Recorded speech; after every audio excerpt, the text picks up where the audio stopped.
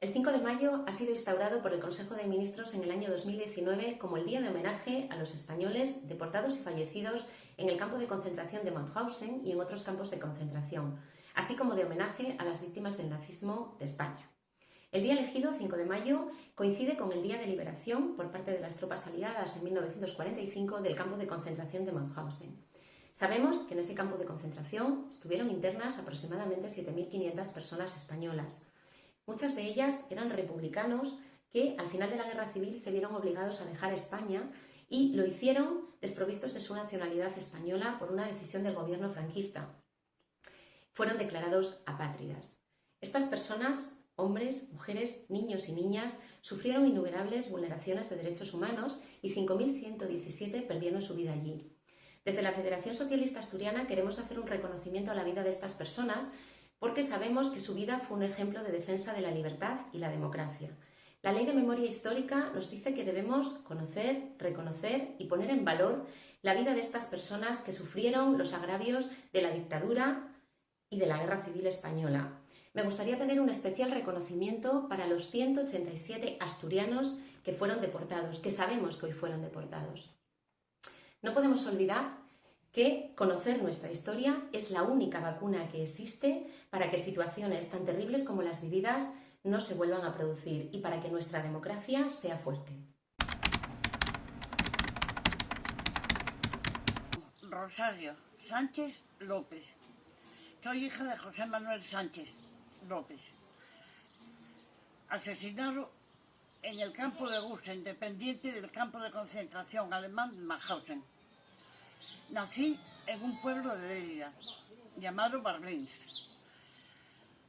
Cuando tenía 2 meses, me vieron mi padre por última vez, pues fue llevado al campo de concentración de Mauthausen.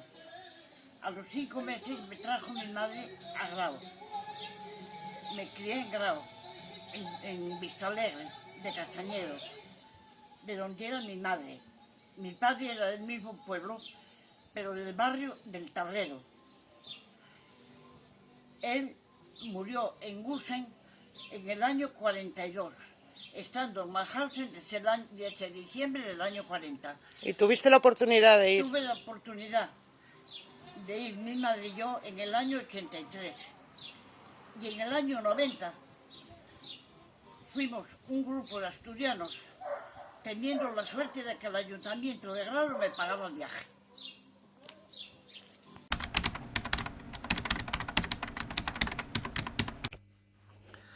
Hola a todos, lo primero que quiero agradecer es esta invitación que me hacéis a participar de esta manera en las condiciones de aislamiento que estamos soportando todos en España, pero me parece una buena actividad porque el confinamiento no es ningún justificante para que al menos en la memoria no tengamos a aquellas personas que sufrieron por defender las libertades y que ganaron la guerra. Digo ganaron la guerra porque todavía en España está por responder con quién está la nación en concreto, si con aquellos que ganaron la guerra mundial, si con aquellos que se aliaron con los que defendían la libertad, la democracia en toda Europa y que por fortuna para ellos la ganaron en toda Europa y que por desgracia para nosotros aquí la ganaron los que en Europa la perdieron.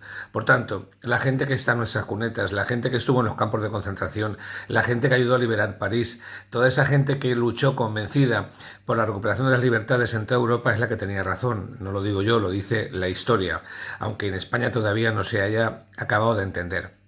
A esa gente, tanto a la gente que en España está en las cunetas, como a la gente que estuvo en los campos de concentración y que a veces parece que haya sido olvidada, pero no es así, a la que demos memoria y respeto, se diga lo que se diga.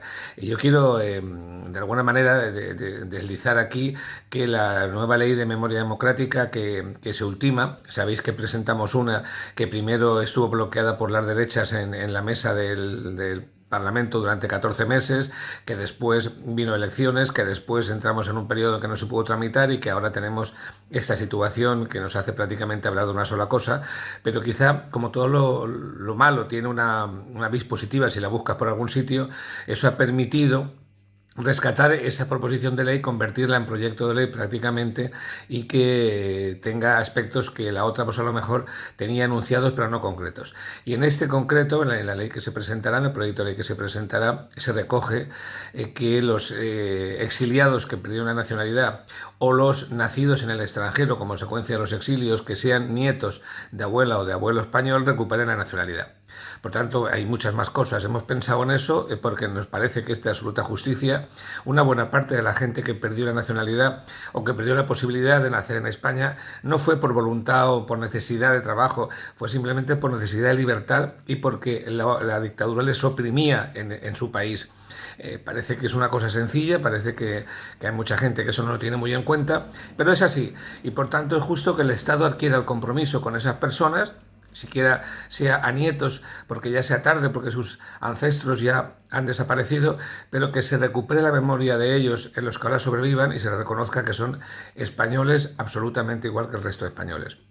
Habrá otras novedades en esa ley que lo que viene simplemente es a rescatar la memoria, a plantear justicia, a plantear verdad y a plantear reparación en la medida que se pueda. Sin olvidarnos, por supuesto, de que todavía tenemos que rescatar a compatriotas en las cunetas tantos años después y después de 41 años de democracia. Cuando hablan de que estamos abriendo heridas, yo les digo que no, que las estamos cerrando, porque esas heridas, tanto los que estuvieron fuera como los que están en las cunetas, no han estado nunca cerradas. Las vamos a cerrar cuando pongamos en paz la justicia, la verdad y la reparación que estas víctimas merecen.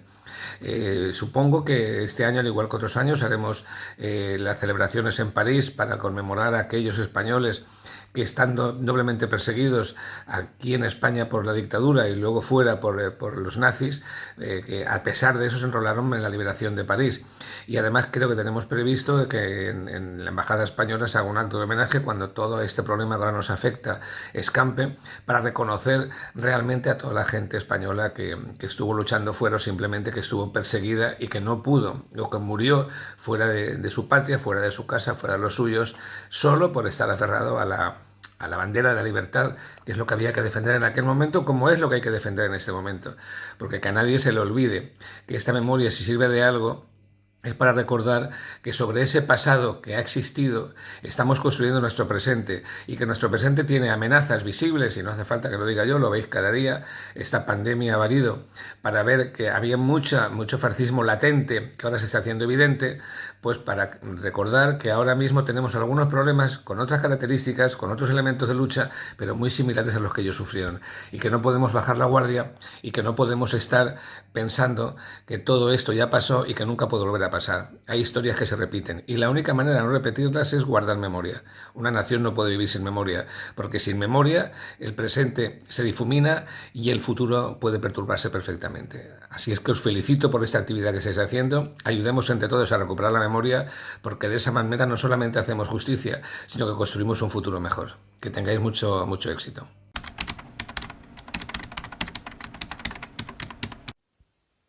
Buenos días, me llamo Isabel. Voy a recordar a mi tío José García Martínez. Fue el mayor de los hijos de mis abuelos José García Trabanco y Concepción Martínez Díaz. Nacido en Gijón, en el barrio del Natahoyo, a las 20 horas del día 23 de julio de 1913. Inscrito en el Registro Civil de Gijón y bautizado en la Iglesia de la Caridad de Algeciras, Cádiz. Era soltero. Después de la Guerra Civil Española pasó a Francia. Con la ocupación de Francia en 1940 queda bajo el dominio nacional socialista.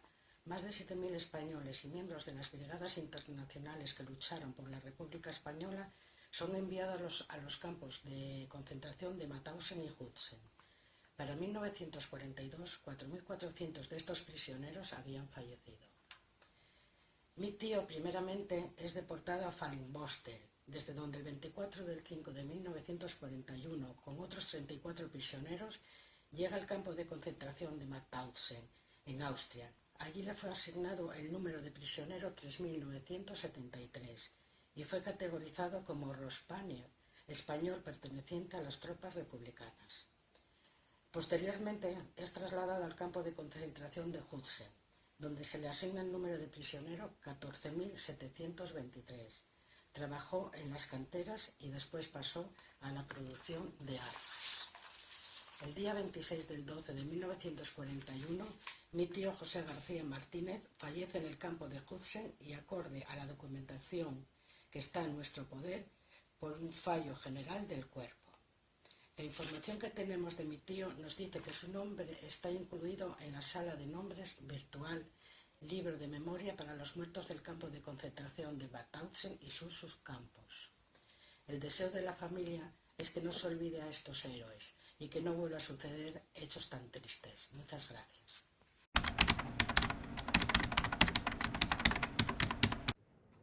A continuación voy a hablar de las experiencias educativas de memoria que he tenido en Yad Vashem, Israel, y en la Casa de la Conferencia de Wannsee en Berlín.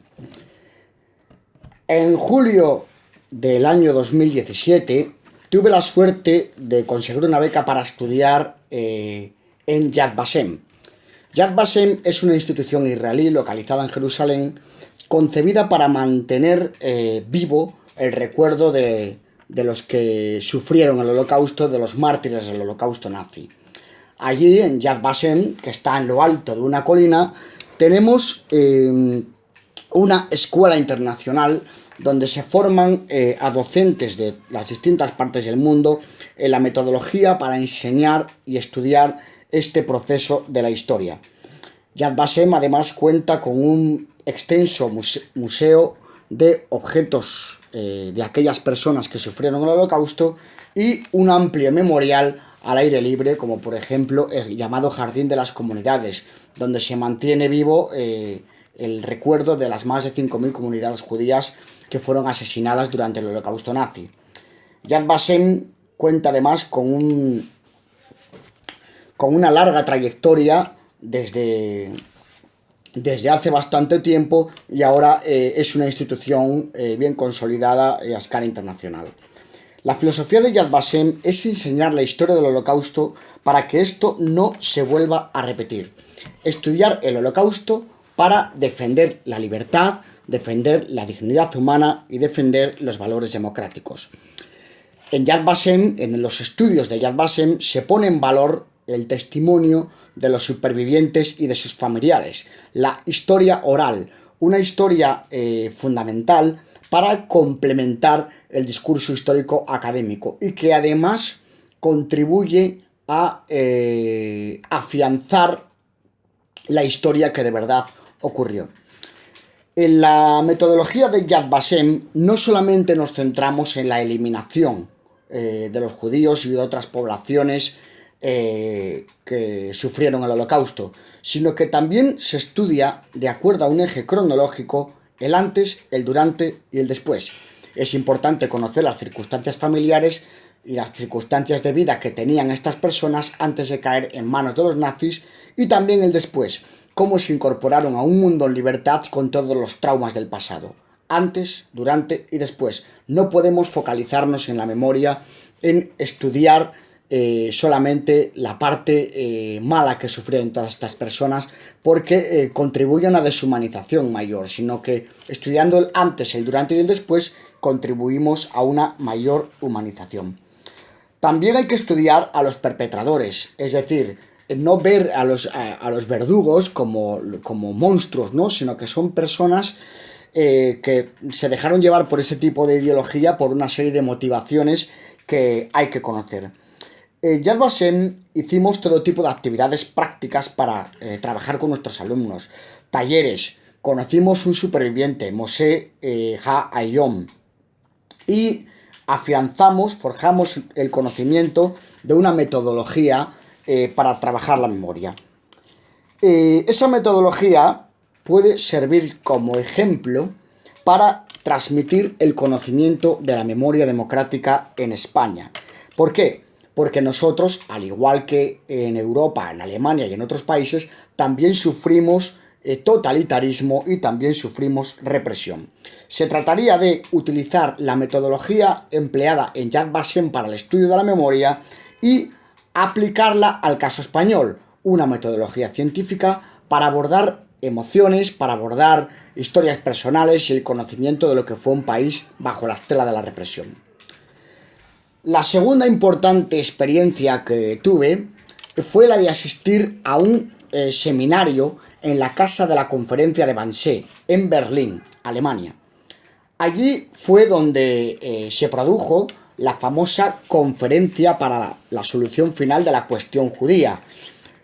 Hoy en día, pues es una mansión localizada junto al lago Wannsee, y es un memorial, es un museo donde se exponen cartelería del Tercer Reich, imágenes, propaganda ilegal, documentos audiovisuales, fotografías, cuadros. Es decir, se exponen un montón de recursos que tienen como fin explicar al público en qué consistió la violencia perpetrada por el Estado alemán a judíos, opositores políticos, gitanos, homosexuales y un largo etcétera. Recibí clase en la institución y se me explicó cómo se transmite la memoria del Holocausto en Alemania, un país vencido durante la Segunda Guerra Mundial, y además se hace hincapié en el estudio del Holocausto. En Alemania son muy insistentes para evitar que cosas como estas vuelvan a ocurrir. Se trata, por tanto, de una herramienta para enseñar los valores democráticos. Últimamente, además, se le está dando bastante experiencia porque, pese a todas las enseñanzas sobre el Holocausto que Alemania lleva transmitiendo desde hace más de 30 años, este tipo de movimientos vinculados al odio y vinculados a ideologías racistas han vuelto a resurgir, y por tanto se sigue dando muchísima importancia a estos estudios. En la conferencia de Wannsee se hace hincapié en conocer la historia para que no vuelva a repetirse, y también se hace hincapié en ello para que los alemanes no vivan con el trauma o la culpabilidad histórica de lo que hizo su nación en el pasado. Es decir, discernir, separar una Alemania totalitaria de una Alemania en democracia. Bien, también se dan, además de profesores y para alumnos, también se dan cursos de formación en los que se enseña el Holocausto a policías o funcionarios de prisiones. Es decir, se enseña la historia del Holocausto a otros estamentos de la sociedad alemana. Esto se debe a que ellos consideran que vivir en Alemania, conocer Alemania, es indisoluble de conocer la historia del Holocausto. En el IES La Estrella, hace ya 2 años, pude desarrollar un proyecto interdisciplinar pedagógico sobre el Holocausto, en el que coordinamos a más de 200 alumnos y a más de 30 profesores, en dicho proyecto los alumnos, divididos por grupos, trabajaron actividades propias relacionadas con el Holocausto, aplicando las competencias de cada una de las distintas asignaturas. El resultado, pues, fue un trabajo maravilloso que fue expuesto, y además se dio a los alumnos la oportunidad de conectar con una sobreviviente del gueto de Varsovia, Roda Abekasis, que les contó su experiencia personal. Tiempo más tarde, en Pobla de la Viana, gracias al apoyo de Roberto Petón, secretario general de la agrupación socialista La Vianesa, pues pude desarrollar un proyecto de memoria histórica que le puse el nombre de ¿Te acuerdas? En dicho proyecto, pues elaboramos entrevistas a testimonios vivos de la dictadura franquista: Pablo García, Nelly García Alias o Maricuela y Abelino Pérez.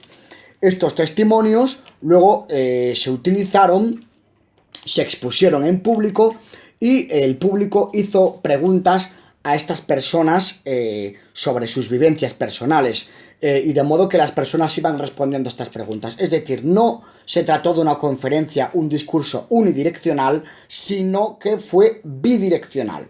Las personas hacían preguntas y ellos respondían, de modo que fue hecho de una manera muy mecánica. Doy muchísimas gracias aquí a la agrupación socialista La Vianesa por su ayuda, y porque hay que reconocer que dicha agrupación está profundamente comprometida con el estudio de la memoria histórica.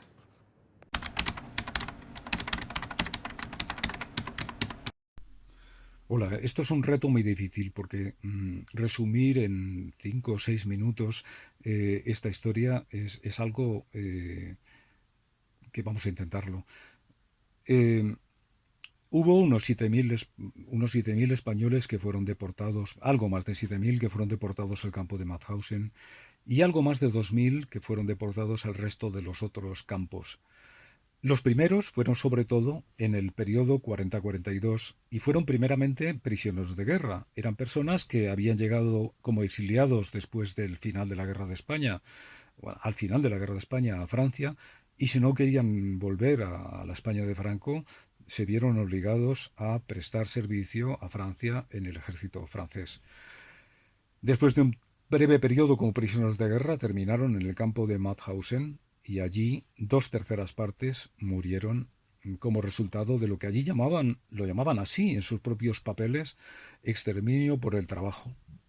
Es decir, que como consecuencia de no comer, de los trabajos forzados y de no tener asistencia sanitaria, normalmente al cabo de unos meses morían sin que nadie se tuviera que molestar en asesinarlos. Sí que hay una excepción, y es que hay unos 450 presos españoles y también un número parecido de otras nacionalidades que desde Mauthausen fueron conducidos al campo, a unas instalaciones a unos 40 kilómetros de allí, para ser asesinados mediante un procedimiento, la cámara de gas, que unos meses más tarde iban a ser utilizados ya no por miles, sino por millones para otro colectivo, para los judíos del centro, los judíos de Europa, en lo que llamaron también los nazis como la solución final del problema judío.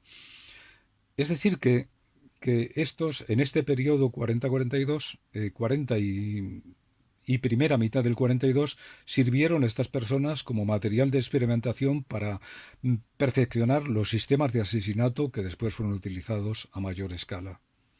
Bien, he dicho que hay otro momento, hasta a partir de la segunda mitad del 42, hay españoles deportados, y ya no solo a Mauthausen, sino a otros campos, pero el origen es un poco distinto. Ya no son prisioneros de guerra, sino que normalmente han sido detenidos en territorio francés como resultado de actividades en contra del ocupante francés. Digamos, lo que hemos llamado la resistencia o actividades clandestinas de cualquier tipo. Y aquí, en este colectivo, que son que acaban en campos como no solo Mauthausen, sino Buchenwald, Dachau, Ravensbrück, es importante decir que hay también un número significativo de mujeres que habían sido detenidas en Francia, también, ya digo, por relación a algún tipo de actividad de resistencia. Por supuesto, conocieron unas circunstancias también tremendas, pero el porcentaje de muertos es bastante más bajo que el de Mauthausen. Y hay una diferencia también, y es que para este colectivo nos ha sido mucho más difícil, en años recientes, mucho más difícil reconstruir su historia. ¿Por qué? Porque en Mauthausen, primero, por el origen, eran prisioneros de guerra y todo, digamos, había estado relativamente arreglado. En un primer momento habían estado en manos del ejército regular alemán y después ya no, pero digamos, había... Y además, dado el final que tuvo Mauthausen, se había conservado una parte importante de la documentación, lo cual también es mérito de algunos presos y en concreto de algunos presos españoles. Para los otros campos todo es mucho más difícil, y entonces a estas alturas todavía, hasta conocer la identidad de las víctimas españolas es particularmente difícil. ¿Qué podríamos decir también como significativo? Pues pienso que una cosa importante es si nos situamos cuando terminó ya todo esto, cuando la Alemania nazi fue derrotada en mayo del 45. Por supuesto, la mayor parte de los supervivientes españoles no regresaron a España, no estaban en condiciones de volver, y los poquitos que volvieron al cabo de un tiempo más o menos breve, los poquitos que volvieron tampoco estaban en condiciones de ser escuchados. Era impensable. Entonces, esto tiene sus consecuencias también para la memoria de estos hechos en la sociedad española. Es muy significativo, por ejemplo, que el primer monumento que recuerda en Mauthausen a los españoles que pasaron por allí fue construido fue erigido a mediados de los años 60 y promovido desde Francia por los supervivientes españoles con la ayuda de las organizaciones francesas. Y bueno, también es muy significativo que tuvieron que pasar muchos años para que las autoridades españolas estuvieran presentes en los homenajes, en las conmemoraciones del campo de Mauthausen. Y esto también nos recuerda que la memoria de estas personas y la historia de estas personas ha sido algo muy difícil ha sido muy difícil que la sociedad española recuperase la capacidad de que esto fuera conocido y de que tuviéramos conciencia de lo que había ocurrido con estas personas. La paradoja es que cuando esto ha ocurrido, o cuando esto ha empezado a ocurrir, la mayor parte de los supervivientes ya estaban desapareciendo. Cuando digo estas palabras, creo que queda ahora mismo solo un superviviente español de Mauthausen que significativamente vive en Francia, porque la mayor parte de ellos no volvieron nunca o volvieron ya solo esporádicamente y muy tarde a su país. Bueno, dentro de lo que podemos hacer, y aunque sea, digamos, una constatación triste, hemos podido hablar de esto, hemos podido conocer esto cuando ya casi ninguno de ellos quedaban, pero bueno, mejor tarde que nunca, ¿no?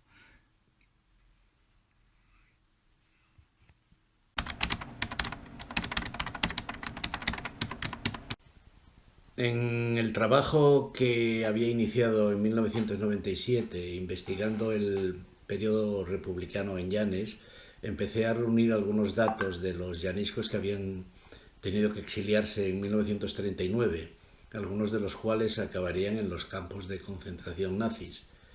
El primer dato que recuerdo fue una narración de Celso Amieva en 1975 sobre Pepe Llera Suero. Tiempo después obtendría más datos de otros 3 deportados más.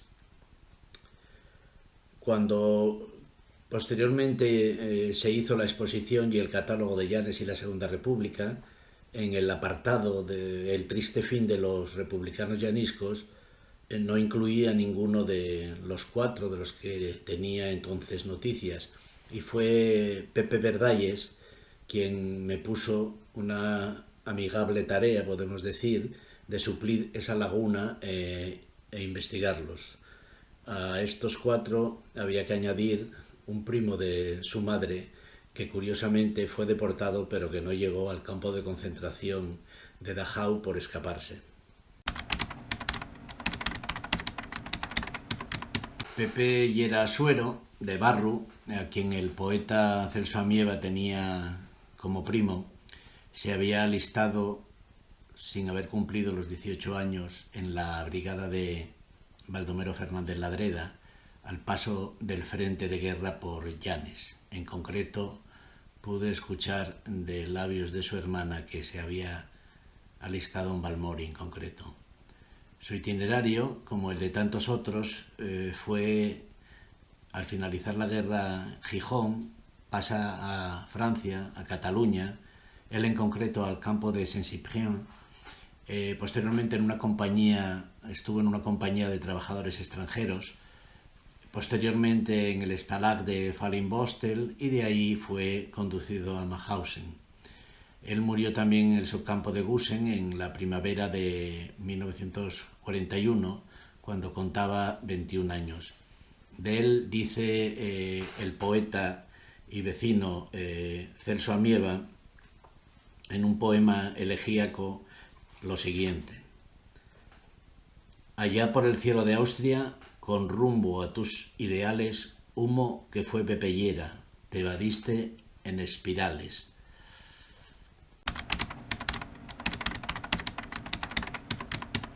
Emilio Baldajos nació en Llanes y siguió la profesión de su padre. Eran tipógrafos en alguna de las imprentas de la localidad y también en Cangas d'Onís, donde residía la familia compuesta por 8 hermanos. De filiación política libertaria, tuvo también alguna inclinación literaria porque lo encontramos en el frente del Pontón, publicando como corresponsal de guerra en la revista Boletín Covadonga del Frente Popular de Cangas de Onís. Murió en el campo de Gusen en 1942 a los 31 años y el relato familiar dice que fue arrojándose contra una alambrada. Dejó esposa y una hija. Luis Ardine Sabin fue un destacado militante socialista de la agrupación socialista de Nueva, de la que llegó a ser secretario general. Ocupó diversos cargos orgánicos en el Partido Socialista y perteneció también a la Unión General de Trabajadores. De familia de agricultores y ganaderos, él trabajó bastante tiempo como jornalero. En algún momento de la guerra se alistó en el ejército y en tal condición, al caer el frente de Asturias, pasó a Cataluña y al final de la guerra pasó, como todos, a Francia, donde fue detenido y en 1941, tras pasar por varios stalags, desde uno próximo a Magdeburgo, fue conducido a Mauthausen, en cuyo campo principal, en el Materlager de Mauthausen, muere a los 36 años, en 1942.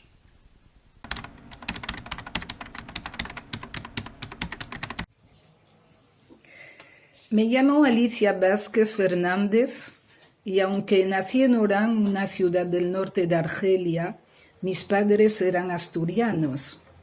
En este día del recuerdo y homenaje a los deportados, quiero, a través de la historia de mi padre, recordar una parte aún bastante desconocida de la historia de España, nuestro país.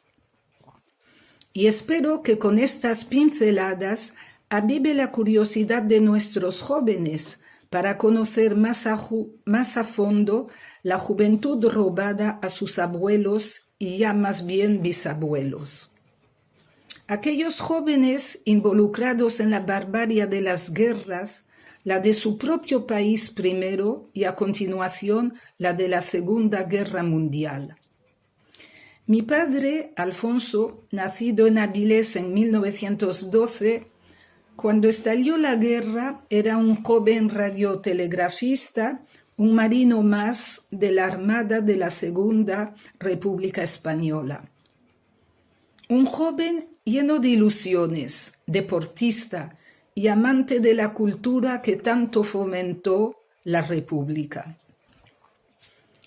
En marzo de 1939, una gran parte de la flota de la Armada, fiel al gobierno legal de la República, emprende su última travesía marina, que les llevaría hasta el puerto de Bizerta en Túnez. 5.000 marinos desembarcan y son trasladados sin apenas comida, sin mantas, en vagones de mercancía en lo que sería su primer campo de concentración, el de Mejeri-Cebeus, a 400 kilómetros de Bizerta, al sur de Túnez, rayando con el desierto. Allí la temperatura oscila de los 40 grados durante el día a los 0 grados durante la noche. Un joven marinero de 19 años, Antonio Pons, escribe a su tío en Argentina: «Todo para mí se ha vuelto un mar de tormentos y agudos martirios. Es tal el hambre que paso, calor, mal dormir, preocupaciones, que hay momentos que no sé lo que me digo. Nunca creí llegar al extremo este. Estoy convencido que ya no existe humanidad. Nosotros que hemos luchado por una causa justa y noble, y después de millones de traiciones por las naciones que se dicen llamarse democráticas, nos mandan a un campo de concentración a que terminemos de morirnos de asco y desprecio. pero en este campo de Mecheri-Zebeus no acabarían las miserias de estos marinos y del resto de exiliados que llegarían a tierras argelinas en el éxodo final desde Alicante y otros pueblos costeros del sur. Con la Segunda Guerra Mundial declarada, se abren más campos de concentración, repartidos de Marruecos a Túnez, pasando por Argelia, con misión de prolongar las líneas férreas del Transahariano, cementerio paralelo de hombres, prisioneros tanto de su suerte como de la administración petenista francesa. Por todos pasaron en un trasiego lamentable los restos humanos de aquella flota de la República. Algunos de estos marinos fueron muertos a palos. Señala Paco Díaz en sus memorias que compartió con mi padre y que edité en el libro Evasión, que a continuación les enseño. Mecheri-Zebeus, Camorán, Bouarfa, Colombechar, Meknès son unos de los nombres menos conocidos porque situados en África de los campos de concentración por los que pasaron nuestros exiliados. Pero en estos días, en este día, mejor dicho, hay que recordar que también en la España franquista existieron campos de concentración, como el campo de Rota en Cádiz, donde fueron a parar algunos marinos que creyeron en la promesa de una amnistía que les ofrecían y aceptaron volver a su patria. En un estudio parcial de solo 150 casos, se puede afirmar que se ejecutaron 24 condenas a muerte y 24 condenas a cadena perpetua, entre otras. Es aquí el pequeño resumen de esta historia sobre los campos de concentración que quise poner en vigor y sobre todo recordar y que sirva en un futuro para todos los jóvenes, para nuestros futuros políticos de todo el mundo, a erradicar totalmente estos tipos de campos que aún en estos momentos existen en el Oriente Medio y los tenemos casi olvidados. Al principio de esta intervención señalé que nací en Orán, Argelia, y creo que con el relato se entiende el por qué nací allí. Mi padre fue uno de los exiliados, pasó por campos de concentración y al final se asentó en Orán. Buenas tardes.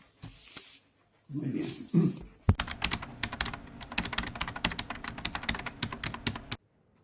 A continuación voy a hablar de las experiencias educativas de memoria que he tenido en Yad Vashem, Israel, y en la Casa de la Conferencia de Wannsee en Berlín. En julio del año 2017 tuve la suerte de conseguir una beca para estudiar en Yad Vashem. Yad Vashem es una institución israelí localizada en Jerusalén, concebida para mantener vivo el recuerdo de los que sufrieron el holocausto, de los mártires del holocausto nazi. Allí, en Yad Vashem, que está en lo alto de una colina, tenemos una escuela internacional donde se forman a docentes de las distintas partes del mundo en la metodología para enseñar y estudiar este proceso de la historia. Yad Vashem además cuenta con un extenso museo de objetos de aquellas personas que sufrieron el holocausto y un amplio memorial al aire libre, como por ejemplo el llamado Jardín de las Comunidades, donde se mantiene vivo el recuerdo de las más de 5.000 comunidades judías que fueron asesinadas durante el holocausto nazi. Yad Vashem cuenta además con una larga trayectoria desde hace bastante tiempo y ahora es una institución bien consolidada a escala internacional. La filosofía de Yad Vashem es enseñar la historia del Holocausto para que esto no se vuelva a repetir. Estudiar el Holocausto para defender la libertad, defender la dignidad humana y defender los valores democráticos. En Yad Vashem, en los estudios de Yad Vashem, se pone en valor el testimonio de los supervivientes y de sus familiares, la historia oral, una historia fundamental para complementar el discurso histórico académico y que además contribuye a afianzar la historia que de verdad ocurrió. En la metodología de Yad Vashem no solamente nos centramos en la eliminación de los judíos y de otras poblaciones que sufrieron el Holocausto, sino que también se estudia de acuerdo a un eje cronológico el antes, el durante y el después. Es importante conocer las circunstancias familiares y las circunstancias de vida que tenían estas personas antes de caer en manos de los nazis y también el después, cómo se incorporaron a un mundo en libertad con todos los traumas del pasado. Antes, durante y después. No podemos focalizarnos en la memoria, en estudiar solamente la parte mala que sufrieron todas estas personas porque contribuye a una deshumanización mayor, sino que estudiando el antes, el durante y el después contribuimos a una mayor humanización. También hay que estudiar a los perpetradores, es decir, no ver a los verdugos como monstruos, ¿no? Sino que son personas que se dejaron llevar por ese tipo de ideología, por una serie de motivaciones que hay que conocer. En Yad Vashem hicimos todo tipo de actividades prácticas para trabajar con nuestros alumnos. Talleres, conocimos un superviviente, Moshe Ha-Ayom, y forjamos el conocimiento de una metodología para trabajar la memoria. Esa metodología puede servir como ejemplo para transmitir el conocimiento de la memoria democrática en España. ¿Por qué? Porque nosotros, al igual que en Europa, en Alemania y en otros países, también sufrimos totalitarismo y también sufrimos represión. Se trataría de utilizar la metodología empleada en Yad Vashem para el estudio de la memoria y aplicarla al caso español, una metodología científica para abordar emociones, para abordar historias personales y el conocimiento de lo que fue un país bajo la estela de la represión. La segunda importante experiencia que tuve fue la de asistir a un seminario en la Casa de la Conferencia de Wannsee, en Berlín, Alemania. Allí fue donde se produjo la famosa conferencia para la solución final de la cuestión judía. Hoy en día pues es una mansión localizada junto al lago Wannsee y es un memorial, es un museo donde se exponen cartelería del Tercer Reich, imágenes, propaganda ilegal, documentos audiovisuales, fotografías, cuadros. Es decir, se exponen un montón de recursos que tienen como fin explicar al público en qué consistió la violencia perpetrada por el Estado alemán a judíos, opositores políticos, gitanos, homosexuales y un largo etcétera. Recibí clase en la institución y se me explicó cómo se transmite la memoria del Holocausto en Alemania, un país vencido durante la Segunda Guerra Mundial, y además se hace hincapié en el estudio del Holocausto. En Alemania son muy insistentes para evitar que cosas como estas vuelvan a ocurrir. Se trata, por tanto, de una herramienta para enseñar los valores democráticos. Últimamente, además, se le está dando bastante experiencia porque pese a todas las enseñanzas sobre el Holocausto que Alemania lleva transmitiendo desde hace más de 30 años, este tipo de movimientos vinculados al odio y vinculados a ideologías racistas han vuelto a resurgir y, por tanto, se sigue dando muchísima importancia a estos estudios. En la conferencia de Wannsee se hace hincapié en conocer la historia para que no vuelva a repetirse, y también se hace hincapié en ello para que los alemanes no vivan con el trauma o la culpabilidad histórica de lo que hizo su nación en el pasado, es decir, discernir, separar una Alemania totalitaria de una Alemania en democracia. Bien, también se dan, además de profesores y para alumnos, también se dan cursos de formación en los que se enseña el Holocausto a policías o funcionarios de prisiones, es decir, se enseña la historia del Holocausto a otros estamentos de la sociedad alemana. Esto se debe a que ellos consideran que vivir en Alemania, conocer Alemania, es indisoluble de conocer la historia del Holocausto.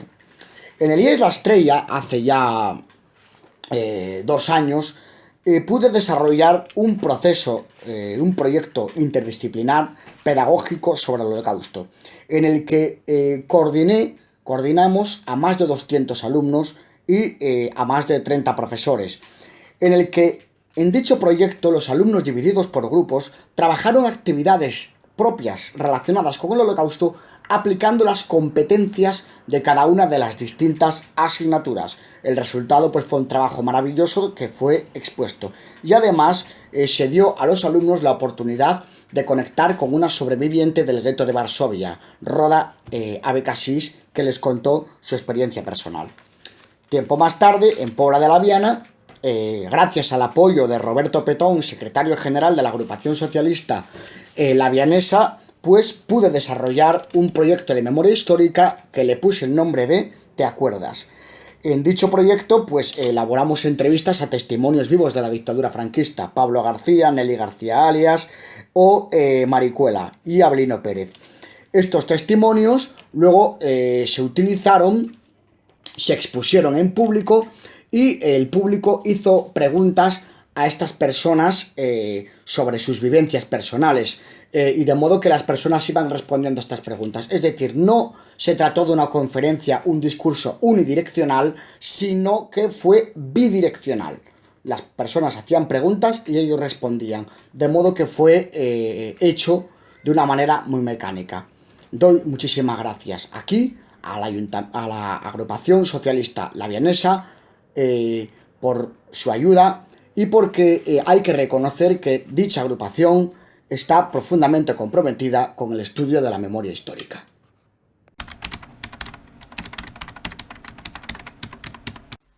Desde la Secretaría de la Memoria Histórica de la Federación Socialista Asturiana queremos agradecer a los ponentes el esfuerzo que han realizado para poder llegar a cabo este encuentro virtual en conmemoración y en homenaje a los deportados y a las deportadas en campos de concentración nazi.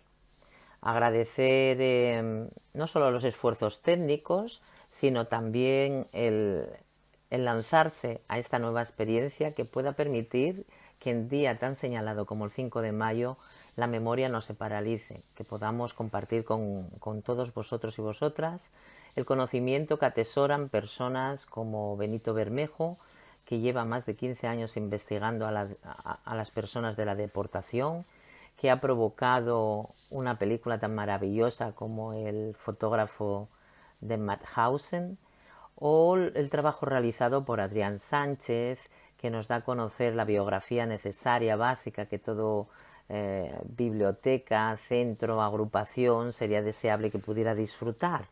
José Luis Villaverde, un gran estudioso de los deportados llaniscos, y cómo no, a las víctimas, a los familiares. Hablo de Isabel, Rosario, Alicia.